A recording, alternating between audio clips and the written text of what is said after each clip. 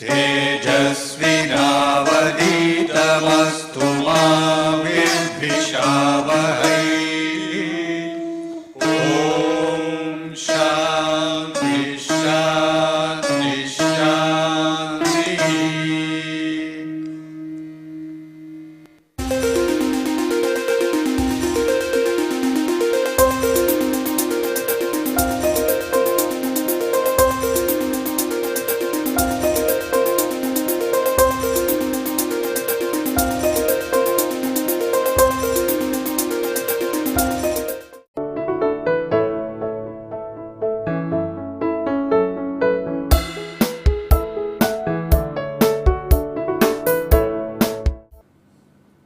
So, this will be lecture number 35, our ongoing series on mechanical measurements.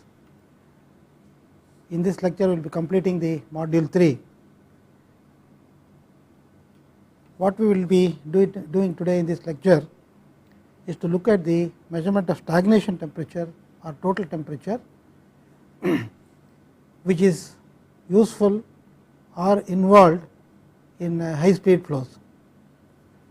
When a fluid like air flows at a high velocity, the temperature we would like to measure, there are two temperatures one would like to look at.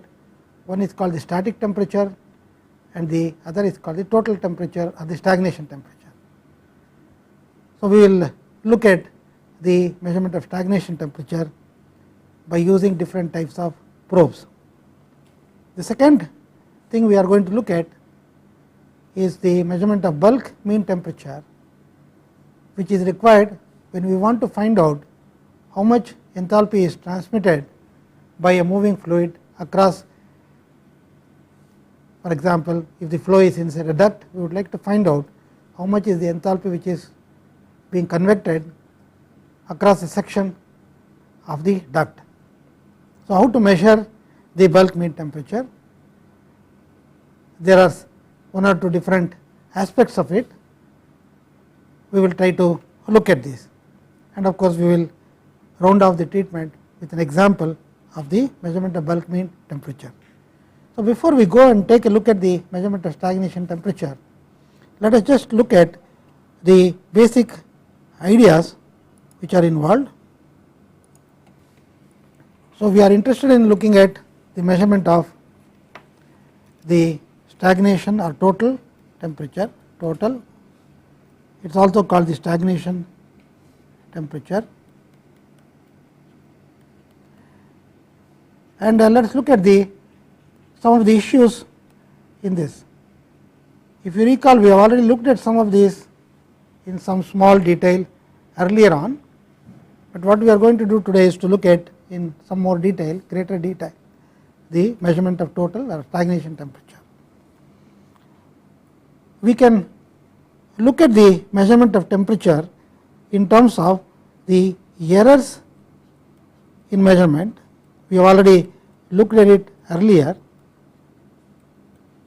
and let us look at it afresh by looking at the total error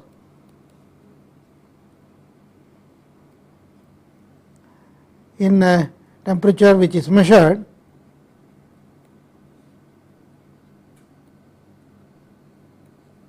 If you call it E subscript T, this is the total error in the temperature which is measured by a probe. It is made up of several components. The first one is the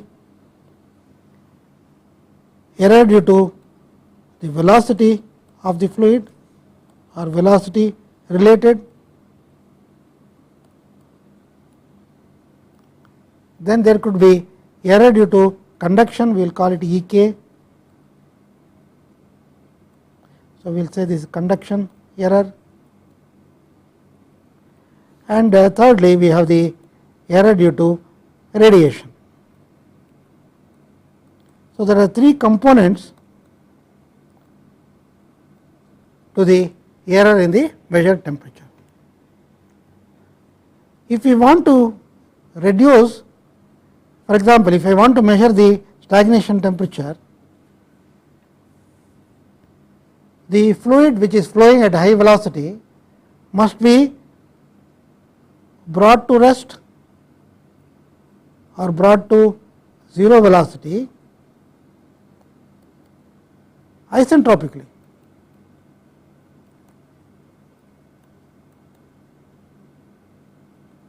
We are already familiar with this. Okay. If you bring it to rest isentropically, the temperature of the gas or the fluid which is flowing at high velocity will be actually equal to its stagnation temperature. Okay. But as the fluid is brought to rest, the convective heat transfer from the medium to the probe which is inserted inside the flow to measure the temperature, that gets reduced. So, when the velocity is brought to 0 by the stagnation process adjacent to the probe, the heat transfer coefficient is going to reduce. When the heat transfer coefficient reduces, it tends to increase the conduction and radiation errors. Therefore, that is the main problem. So, we will generally say that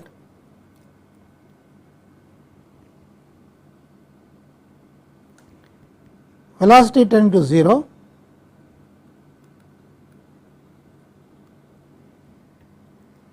convective heat transfer reduces,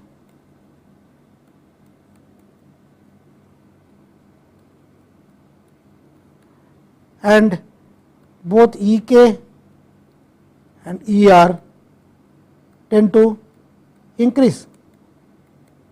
That is the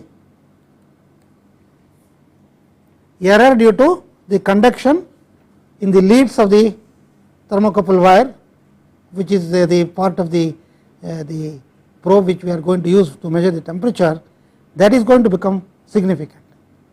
Therefore, if we want to reduce the conduction as well as radiation errors, we have to take suitable action to reduce this. Of course, radiation can be reduced by using a radiation shield, which also we have referred to earlier in some detail, and the conduction error can be reduced by making the wires very thin.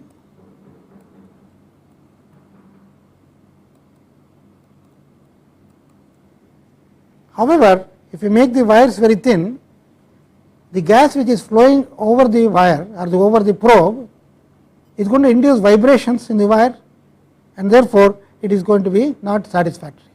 Therefore, there is some kind of a balance between the strength requirements and the conduction error which we can put up with, which will decide the diameter and the size of the wires, diameter and also the length of the probe wires.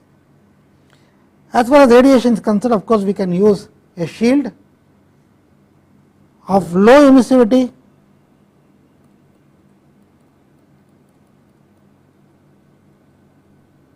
and possibly high thermal conductivity material.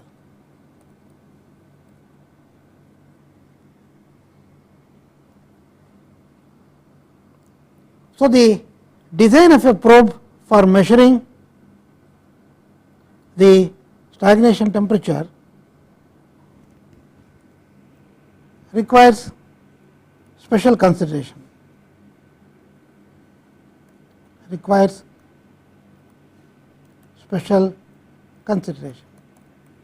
So, what are these special considerations? We will quickly look at them. Suppose we have a flow at high velocity, it may be even supersonic.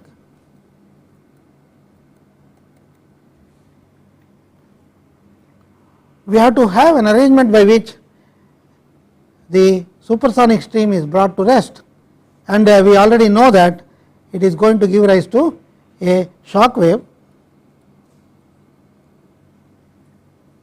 across which the pressure will increase and the velocity will decrease from supersonic velocity to subsonic velocity across the shock wave, and after the fluid has passed through the shock wave, it is going to further reduce in speed and comes to stagnation at near the probe. The probe itself may be in the form of a thin wire, or it could be a thin film. These two ideas we will try to look at both of these. It will be either in the form of a thin film or a thin wire, and how to design this is what we are going to take a look at. So, let us look at the typical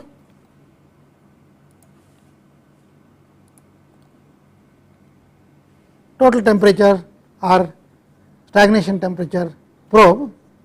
This is the typical example I have taken from a NASA technical memorandum, March 1993.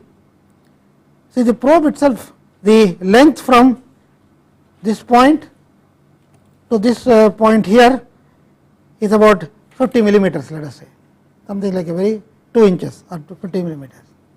So, what we have is this is a radiation shield, a thin radiation shield, which is having an inlet which is very wide and narrow, as is indicated here. The flow is coming from this side, and it probably has passed through a shock wave, and it is decelerating. After going through the shock wave, it is going to enter this duct, which is in the form of an oval cross section, okay, and it is going to become a circular cylindrical cross section downstream, which is achieved by having a flattening of the duct as is indicated here. So, this is the duct is flattened, and so it becomes an oval cross section here, and downstream I have the R type thermocouple, which is having a joint between the two thermocouple wires at this point, maybe in the form of butt welding. The bead is formed right here in this place, which is on the axis of the cylinder, and the two thermocouple wires are always, of course, taken out through the back here, and we provide some vent holes on the side. There are two of them, one here and one 180 degrees on the other side of the tube. These vent holes, what they do is the flow enters this duct type of arrangement here, and then it comes to stagnation near the probe, and then of course it moves slowly out of the vent holes, because all the medium which comes in must get out, and usually the area ratio, the ratio of the areas of the two vent holes provided to the area of the intake is about 0.5 to 0.6. It is found to be the most desirable ratio. That means that the vent holes are smaller than the inlet cross section here. What are the things which is going to happen now? Let us look at the basic structure of the flow by looking at what happens by looking at the flow from one side. So, there is a shock here which is in the form of a curved shock. It is actually a surface.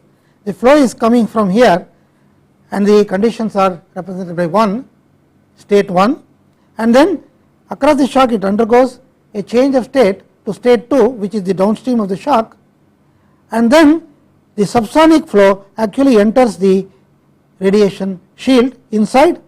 This is the radiation shield part, and the junction is here, and the flow takes place as indicated in the figure, and the flow goes out of the two vent holes on the side. So, it enters from this side, and the indicated temperature by the junction is T subscript J. Actually, this temperature which is indicated is not the same as the stagnation temperature, because there is something called the recovery factor. The temperature indicated by the junction is not equal to the temperature of the total temperature of the stagnation temperature. For finding out what is the relationship between the junction temperature and the total temperature, we use experimental data which correlates in the following fashion. We look at what is called the probe recovery factor. It is defined as the temperature indicated minus the temperature of the ambient after the shock wave divided by the temperature, total temperature T subscript T C here, minus the temperature after the shock wave.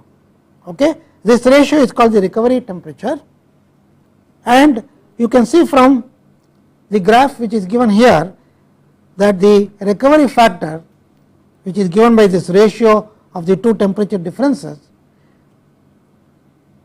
correlates well with the pressure of the fluid after the shock wave multiplied by junction temperature, which is measured raised to the power of minus 1.75. This parameter is called the Winkler parameter, WINKLER, Winkler parameter, and it is known that this recovery factor is a function of this parameter PT2 Tj to the power of minus 1.75. Actually, we are measuring Tj.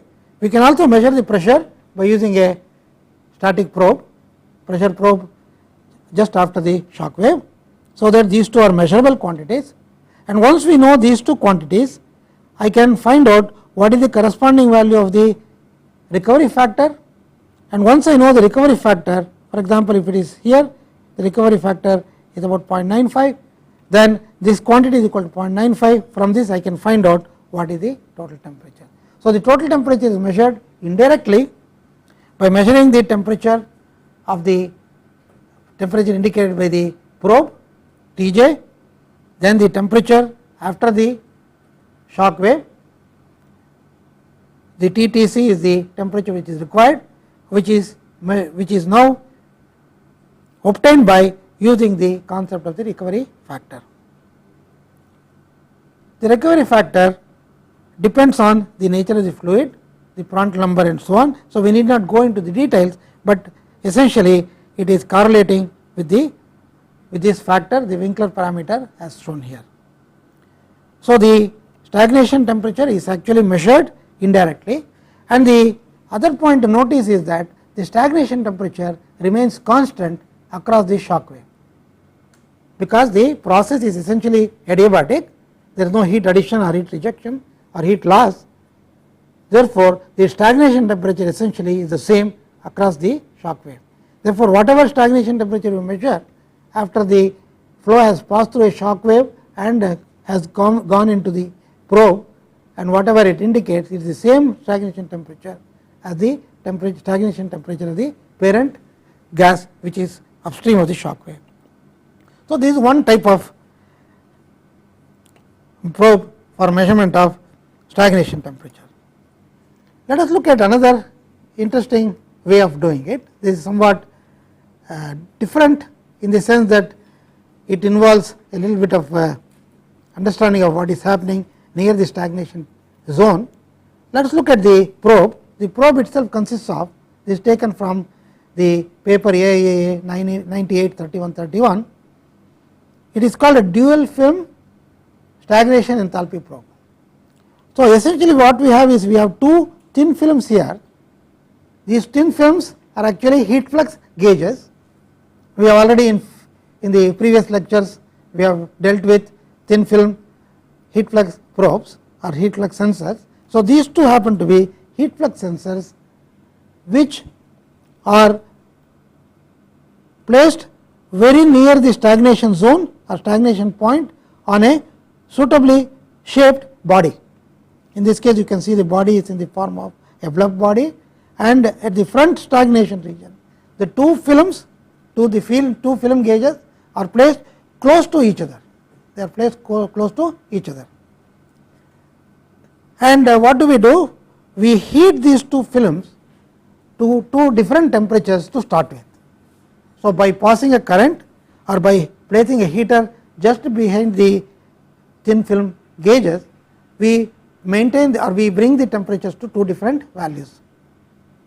So, now suddenly the flow starts at high Mach number and it comes to stagnation near the stagnation point, okay? Just like what happened in the previous case. So, when at the stagnation point, the heat transfer between the fluid and the film depends on the temperature difference, the stagnation point difference, the stagnation temperature or the total temperature and the sensor temperature. Okay. So, depending on the temperature of the two sensors which are earlier brought to the suitable values, the heat transfer will be proportional to the temperature difference between the stagnation temperature and the film temperature. So, what is done is actually we measure the heat flux, instantaneous values of the heat flux at the two films. So, Q1 and Q2 if we are measuring, we also measure the temperature of these two probes at the same time. So, T1 and T2, Q1 and Q2, these are the heat fluxes measured and the temperatures measured. Then we can do a simple analysis as indicated here, which says that the heat transfer rates for the two thin films are given by, for the film which is maintained at temperature T1 or whose temperature is T1 at the time of the measurement, Q1 the heat flux which is also measured is equal to some heat transfer coefficient multiplied by the temperature, total temperature minus T1, and Q2 is also equal to the same heat transfer coefficient because the two films are very close to each other. They essentially are exposed to the same kind of environment, and we can assume that the heat transfer coefficient is roughly the same value for the two sensors. So, H into T minus T2. So, these T1, T2, Q1 and Q2 are measured. H of course, we do not know what the value is. We can eliminate H and solve for T subscript T here in terms of Q1, Q2, T1 and T2, and you can see that the solution gives you the stagnation temperature equal to the temperature of the sensor 1 plus Q1 into T2 minus T1, this is the temperature difference between two sensors, divided by Q1 minus Q2. You just notice that T2 minus T1 is Q1 minus Q2, these are two opposite sides. So, essentially the method consists of using two heat flux sensors of the thin film type, placing them close to each other near the stagnation point on a bluff body, measuring the two heat fluxes Q1 and Q2 and the corresponding temperatures of the sensors T1 and T2. Of course, Q1 and Q2 should not be same, T1 and T2 must be different. That is why we heat them to different temperatures to start with, and then obviously Q1 and Q2 will be different because the potential difference available for heat transfer is the difference between the stagnation temperature and the sensor temperature. So, sensor temperatures are measured, corresponding heat fluxes are measured using the thin film sensor, and therefore, I can eliminating H, I can solve for the stagnation temperature and obtain the value by a simple process. It is a very useful method. Usually the high speed tunnels where such experiments are done, the process itself goes for a very short period, and therefore, these methods are ideally suited for that, and also thin films have very high frequency response, and therefore, they are suitable for measurement of these values. So, we have covered essentially two different ways of doing it. There is a third method which I am going to look at with a little more in a detailed fashion, and this is a fine wire thermocouple probe. So, let us look at the probe and see how it performs. We essentially have a very thin wire thermocouple made up of the tungsten rhenium 5% against tungsten rhenium 26%. The wires are like here and here, and you see that there is a butt weld at here. I have shown it as a bead actually the bead is very small, it will be the same size as that of the wire itself. So, just to indicate that there is a bead, I have indicated here. So, it is a wet welded thermocouple, and in fact it is in the stagnation point or stagnation region of the flow which is coming from this side, and therefore, the temperature is indicated by this thermocouple. So, between these two I get the thermocouple reading, which is one temperature. Secondly, I am also attaching a reference thermocouple made up of the same thermocouple pair, and it is attached at this point. This is called the reference thermocouple. So, what is the advantage of the use? Why do we use this reference thermocouple? I know the cross sectional area of this wire. If I know the temperature which is measured here and the temperature which is indicated by reference thermocouple, I can in fact find out what is the conductive loss. In other words, the error due to conduction through the probe, through the lead wires, can be estimated by using simple conduction analysis from here to here, and therefore, I can find out the conduction error by this method. So, the conduction error can be estimated and subtracted from the or added to the temperature to get the proper value for the temperature. Essentially, the two wires are taken out through, as is shown here. These two are the same material as the thermocouple material, but of larger cross section. These two are of larger cross section. Therefore, this wire forms this wire pair of wires forms the thermocouple, which is sensing thermocouple. To the end of this, I have attached a reference thermocouple, and these two are taken through here. There is a ceramic sleeve and then a SS tubing through which is taken out, and the probe is mounted on a mount like as is shown here. This is taken from the reference given here. Again, in this case also we have to worry about the recovery factor or the recovery ratio, the ratio of the temperature indicated to the temperature of the stagnation at the stagnation point, and it is correlated with respect to the Reynolds number of the flow based on the wire diameter and the wire conductivity, the wire diameter and the velocity of the fluid which is flowing across that. So, the data has been gathered from various experiments, and basically the curve, full curve here is actually a relationship which is used for the calculation. In fact, I have plotted that relationship which is given in terms of the temperature measured divided by the temperature, stagnation temperature, T0 probe divided by T0 after the shock wave. After all, there is a shock wave in front and so on, which is similar to the previous case. It is given by a relationship which is related to the Reynolds number of the flow, and the Reynolds number can be anywhere between 10 and 100, and the recovery ratio is from somewhere between 0.86 and 1, and again the recovery ratio is used to identify the proper stagnation temperature.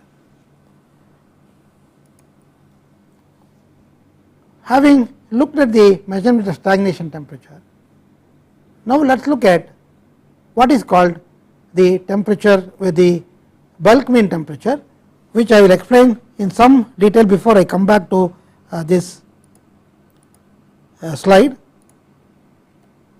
So, let us look at the concept of the bulk temperature. Actually, we would like to look at two things. We will use what is called the mean velocity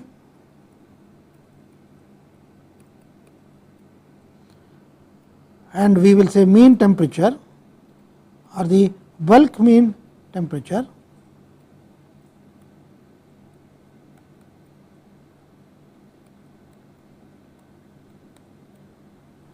When a flow is taking place in a duct or a tube, if the cross section may be circular or any other shape, so the flow is taking place like here, and there is a certain velocity profile. So, velocity profile, I am just showing one cross section, but actually it is a 3-dimensional view I can show by looking at from one end or the other, and there is a temperature variation across that. So, let us say this is the temperature. So, there is a temperature variation, there is a velocity variation, and let me take a simple example of tube flow in a circular tube to explain the concept, but then we can generalize it for any shape of the tube or the duct. So, circular tube if I take, I can do the following. I can take the cross section, this is the R, and if I consider a small elemental area, this is the elemental area I am considering. So, this will be small r and this will be dr. Okay. So, let us assume that the velocity is a function only of r, and maybe the function temperature is also a function of only of r. That means that it is not a function of theta, it is uniform, it is given at any radius, it is a radial function of radius only. We can now see that if the density is rho, specific heat is Cp, these are the density and specific heat. For the present, we will assume that it is constant. In fact, it can be generalized even when these are not constant. We can see that the enthalpy flux through the elemental area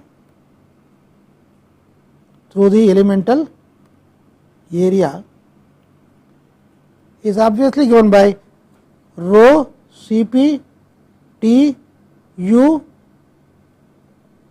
dA. Instead of dA, I can write 2 pi r dr.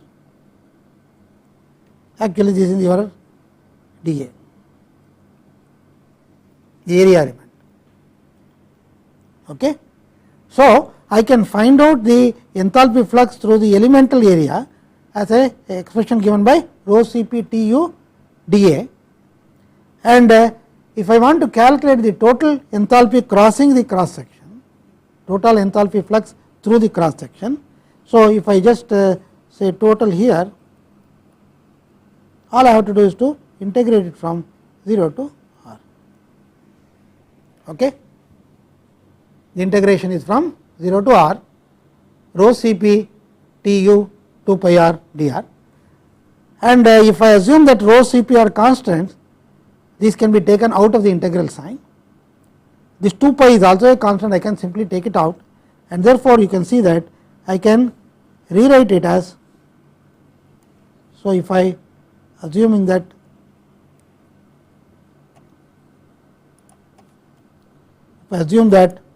rho Cp are constant, then this enthalpy flux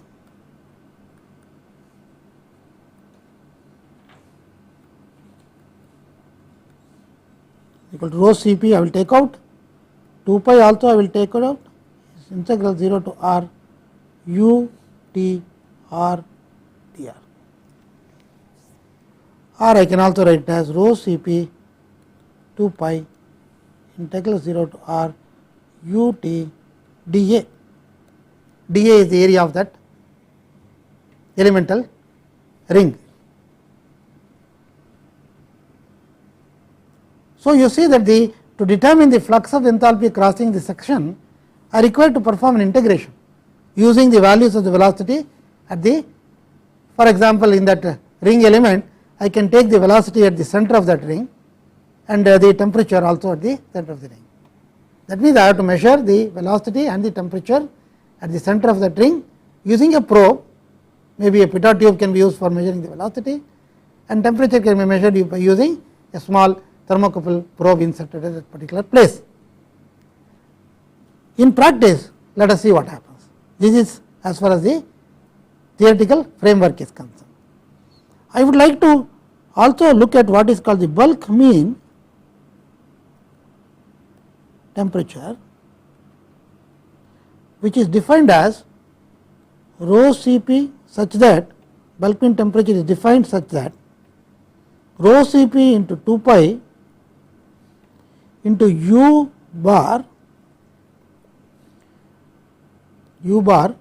into Tb into area of cross section of the tube gives you the enthalpy flux. I will say enthalpy flux. So, I have introduced an average velocity, I have introduced the bulk temperature. So, if you want to get the bulk temperature, I have to, you can see here, this will be equal to this, and therefore 2 pi rho Cp can all be cancelled. So, you can see that u bar Tb bar A is equal to integral 0 to r ut dA, and what is u bar? U bar is nothing but the mean velocity.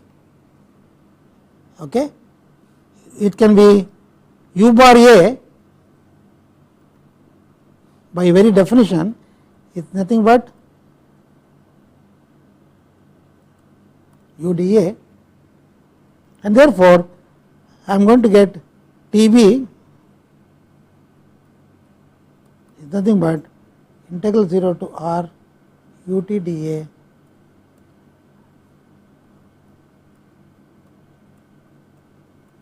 this is the final expression we have got. So, what does it mean? It means that to determine how much enthalpy is crossing a section of the tube, I must know the details about how the velocity and the temperature vary across the section of the tube. I must be able to perform this integration and then obtain the value of the bulk temperature. Of course, it is very difficult to do this integration exactly. So, what we do is we will use what is called an equal area method, and I will briefly describe what this involves. So, we divide the cross section of the flow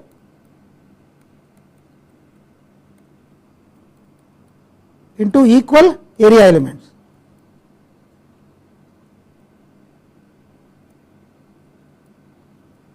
Of course, we cannot take too many elements, we will take a certain small number of elements, maybe 5 or 10 at the most, such that this dA is replaced by delta A, which is a constant value. I will show how it is done a little later on in the case of a practical application. So, what we are going to do is divide the flow cross section area into several equal area elements, and in each equal area element each area element is now delta A, and we have a finite number of them, finite number maybe 5 or 10 or maybe of that order, maybe a little more, okay,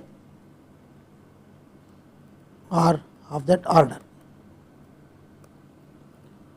So, what we will be doing is we will be replacing the integral, we will be replacing the integral by summation. So, integral replaced by summation. So, what I will be doing is this integral u t dA is approximately equal to sigma ut delta A,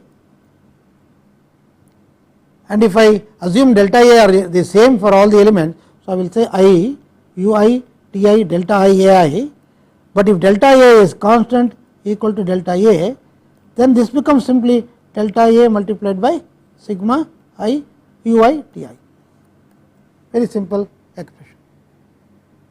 Similarly, integral u dA will be approximated by sigma ui multiplied by delta.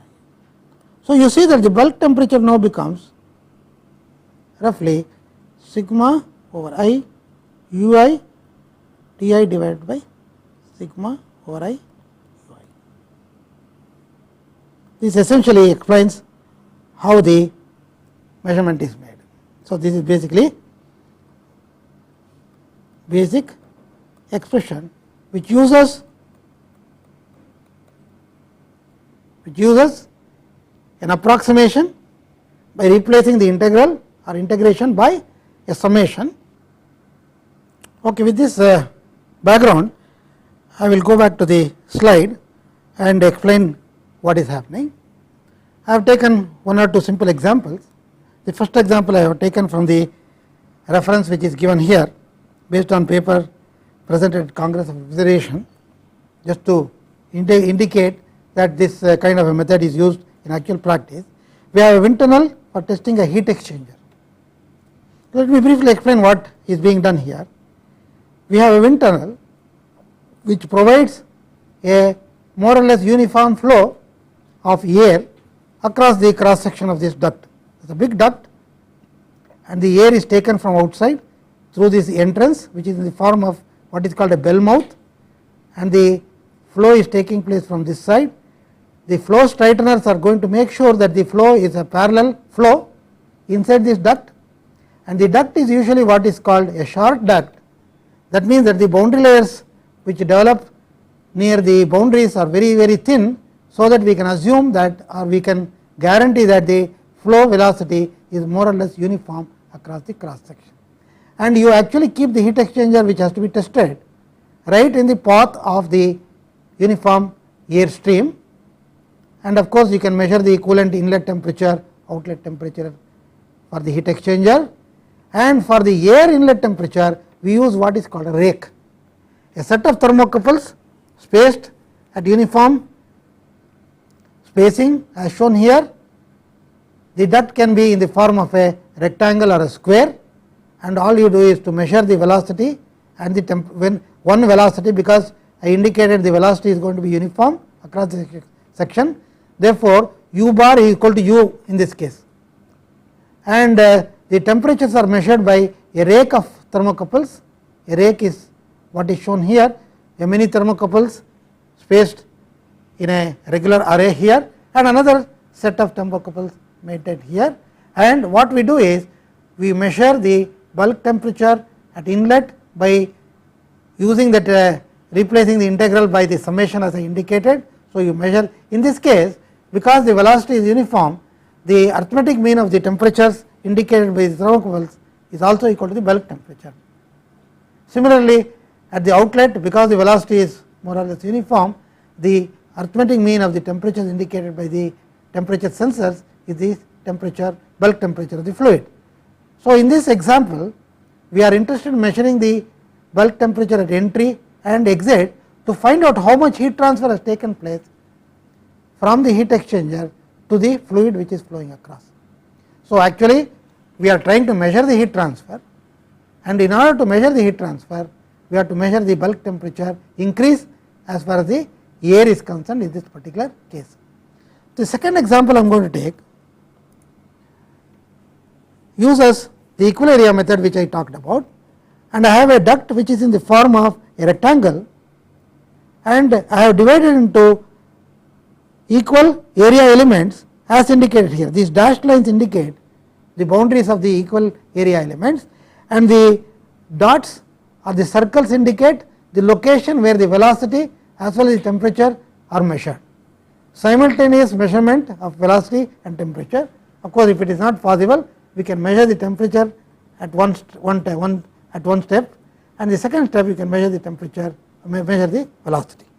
You can use a velocity probe like a pitot tube, and for you can use a temperature probe in the form of a thermocouple. And in fact, what we do is we use an array of thermocouples, 1, 2, 3, 4, 5, 4 thermocouples in the form of what is called a rake, and the rake is moved in this direction by stepping it from this position to this position, from there to here and so on.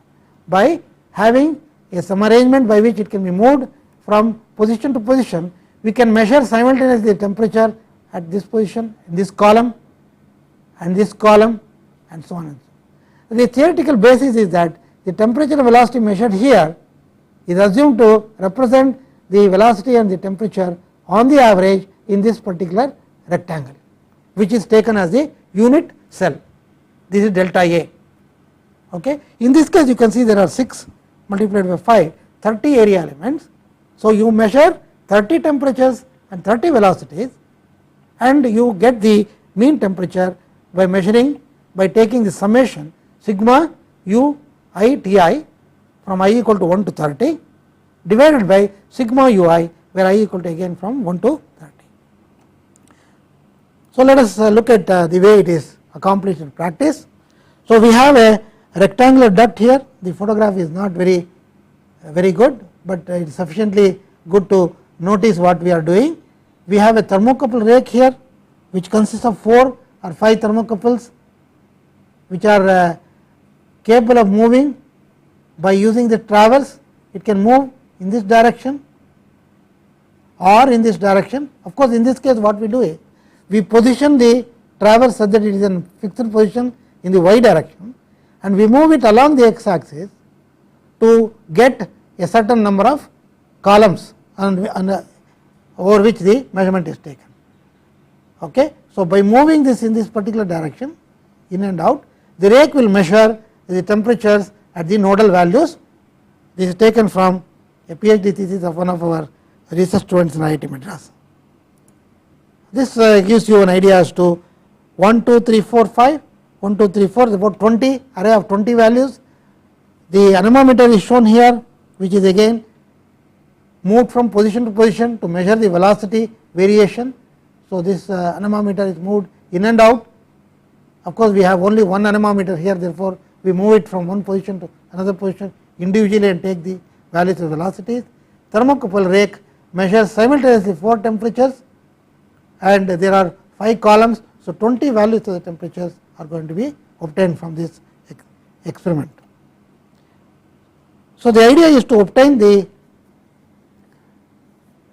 from the recorded data, the idea is to obtain the values of the bulk temperature as well as the mean velocity.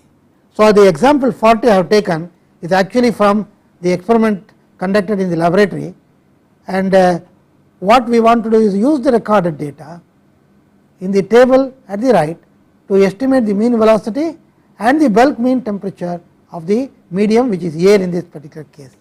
Of course, the velocity which were used was quite small. The maximum value is about 3.65 meters, 3.77 meters, 3.8 meters, and the minimum measured about 2.98. The red values are the temperatures which are indicated by the thermocouple, by the rake which is moved from position to position. The blue values are the values of the velocity measured using the velocity probe, which is actually a hot film probe, which is measured from, which is moved from position to position to indicate the velocity. So, what I have done is I have put the whole thing in the form of a table, and the cell numbers are given like 1.1, 1 comma 1, 1 comma 2, etc. like in the form of matrix. You can go here and see 1 comma 1 will correspond to this, like 1 comma 1, 1 comma 2, 1 comma 3 and so on. So, they represent different cells, and the values of at the center of each cell are put in the form of a table. In this case, I have used Excel to enter the table, enter the numbers. U meter per second, 1 comma 1 to 2.2 comma 5, and then 3 comma 1 to 4 comma 5. There are, as you can see, there are 20 entries, 20 velocities are measured as you see here, and 20 corresponding temperatures are measured as shown here. I must also tell you that the velocity being very small, u meter per second is only about 3 meter per second, the speed of sound in air is roughly 350 meter per second. So, the Mach number is very extremely low, and therefore, the temperature which is measured, which is actually the stagnation temperature, because the velocity is very small compared to the velocity of sound, the stagnation temperature and the static temperature, the difference is very small. This is within the measurement error which is expected in the measurement which you are making. Therefore, we are not taking into account the effect of the velocity in the stagnation temperature. That velocity is so small, the stagnation and the static temperatures are very close to each other. So, we need not worry about that. But of course, if you want to do similar studies at high temperatures or high velocities, one may have to take into account the Mach number effect, and therefore, you have to worry about the difference between the stagnation and the total temperature and the static temperature and so on. Here we have not looked at, we have not taken the difference between the two into account. So, it is easy to look at the calculation now. The area element, if you look at the this duct is 40 centimeters by 40 millimeters by 50 millimeters, 40 millimeters tall and 50 millimeters wide. So, I have taken 10 millimeter by 10 millimeters as the unit cell. Okay. Therefore, you get, as you see here, I have indicated 10 millimeters, this is also 10 millimeters. So, each one is delta A or the area element is 10 millimeter by 10 millimeter. Because the area element is the same for all the area elements shown here, the area element size does not come into the picture as far as the calculation is concerned. So, to calculate, all you have to do is to measure the velocity and the temperature at the corresponding cell centers, and then find out what is the product of u and t, and if you want to calculate the bulk temperature, all you have to do is to sum the column sum for u multiplied by t, this column sum all the values in the last column divided by the column sum for the velocities, the second column. So, the column sums themselves can be used for the calculation of the bulk temperature, and you see that the column sums are given by 2581.34 in appropriate unit, it is actually degrees Celsius multiplied by meter per second, and the denominator is 68.4, it is nothing but the sum of all the elements in this column. And if you remember, earlier we talked about the use of Excel, you can get this column sum simply by using summation, which was indicated there. So, what I have done is I have taken the column sum at the numerator and the denominator, and by making this ratio I get the bulk temperature as 37.74 degrees Celsius. In fact, the velocity, if you average the velocities given in these two, the velocity of the average velocity comes to 3.42 meter per second. Therefore, this particular example, the flow is in a duct of rectangular cross section.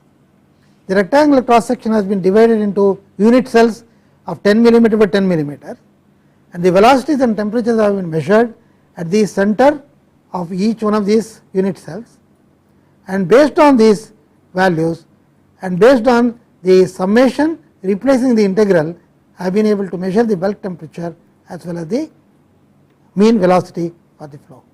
And this kind of a measurement is somewhat time consuming, because you have to measure so many temperatures, so many velocities and so on, but it is necessary to do that when the velocity and temperatures vary considerably over the cross section of the duct, in this case the rectangular duct. In the case of a circular duct, you need not measure right across the cross section, only across the radius if you measure it is enough, if there is symmetry with respect to angle theta.